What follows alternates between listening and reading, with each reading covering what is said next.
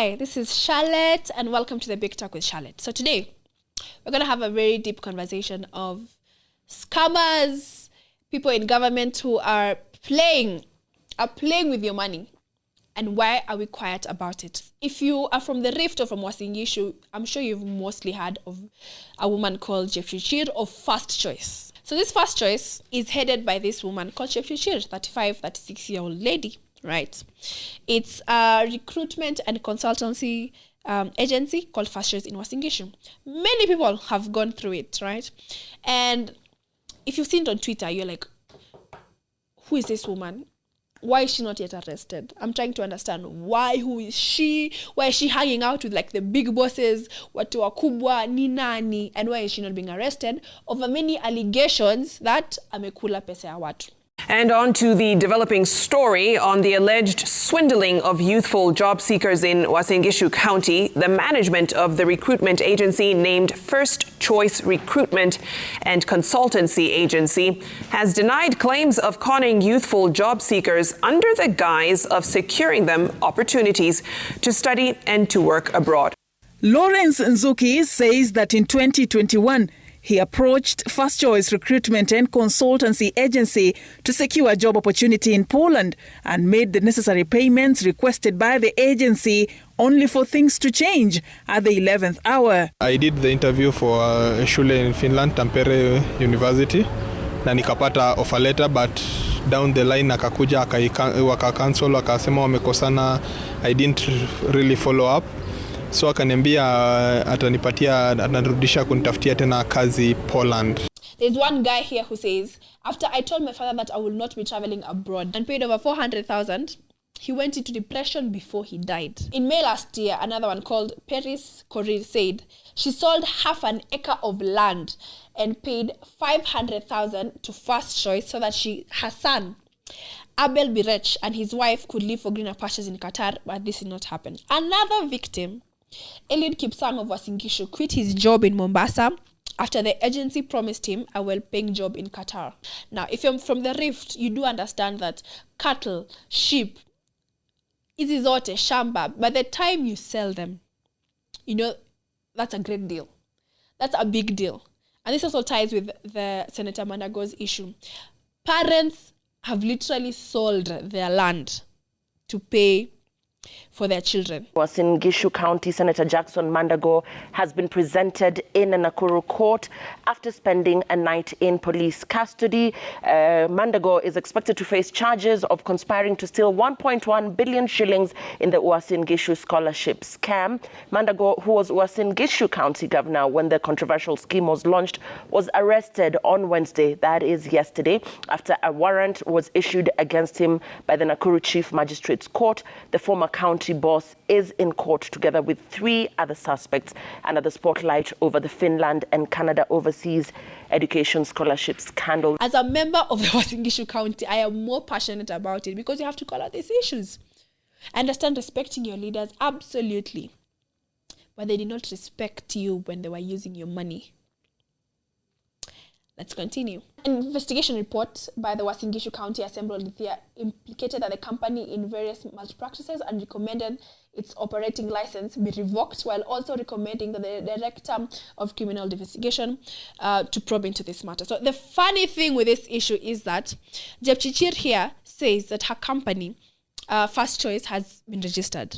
Like, under the Labour Ministry, it's registered, and under the National Employment Authority, NEA, has been registered. And she says, when she appeared before the committee, she says that she has helped a lot of people in Qatar, which is okay. You have helped a lot of people who have already gone. And she said that even during her launch, was Senator Mandago, that's a red flag, came to her launch with Simon Chelugu, or some of the dignitary who graced her event, right? And she says that this company is already registered.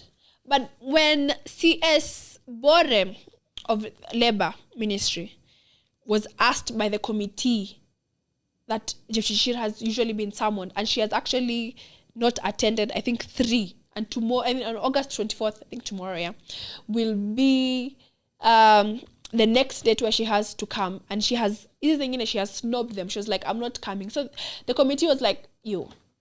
Managing Director of First Choice Consultancy Recruitment Agency, Judy Jepchirchir, failed to turn up at the Senate hearing today at the Uasin Gishu County Assembly, where the petitioners had been invited to air their concerns. Haiwezekani mtu ameibia wananchi, anaachiliwa kizurura na akiendelea kuibia wengine.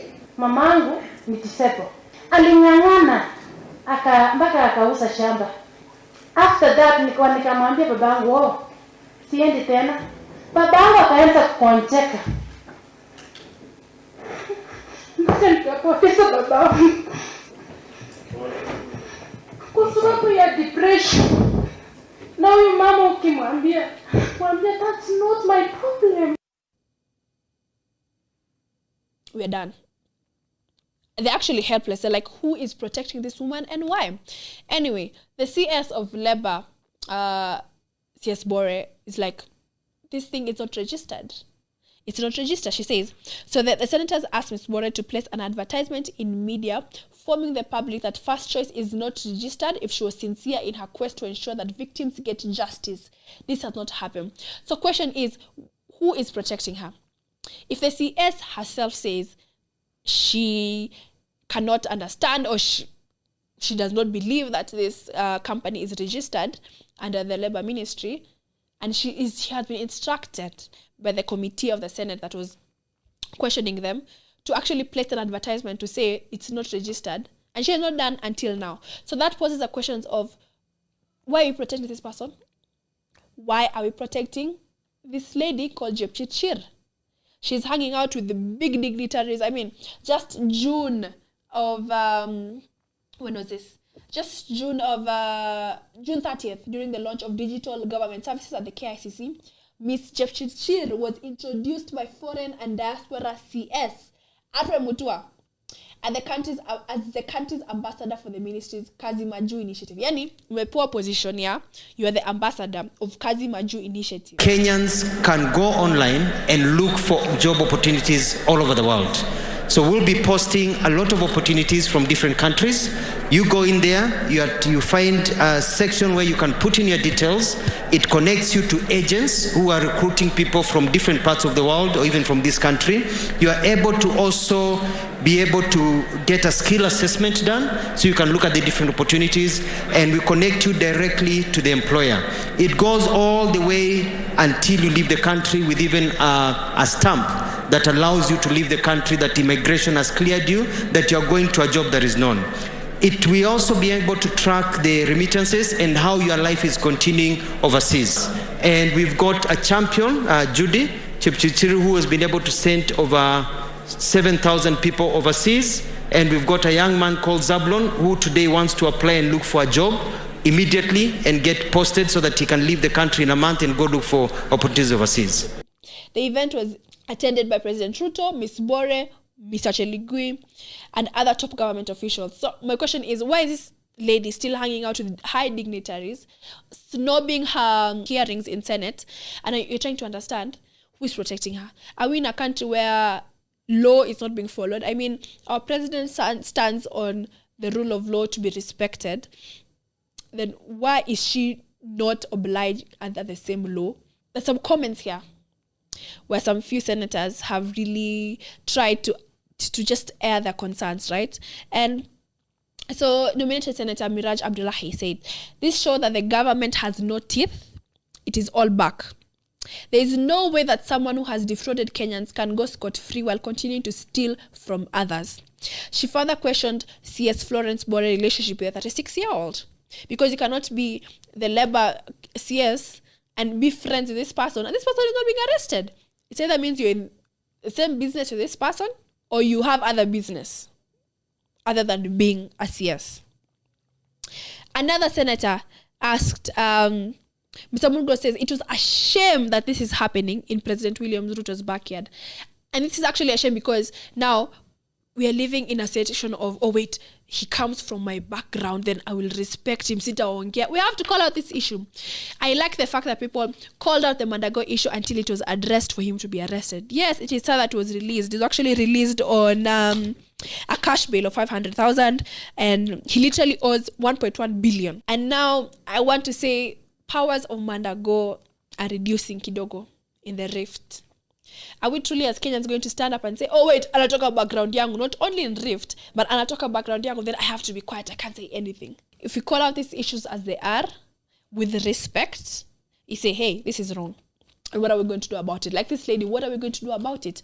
If someone has died because of depression, an old mzee has died because of depression, and someone has not lived the life that they wanted to because of this lady, what are we going to do about it?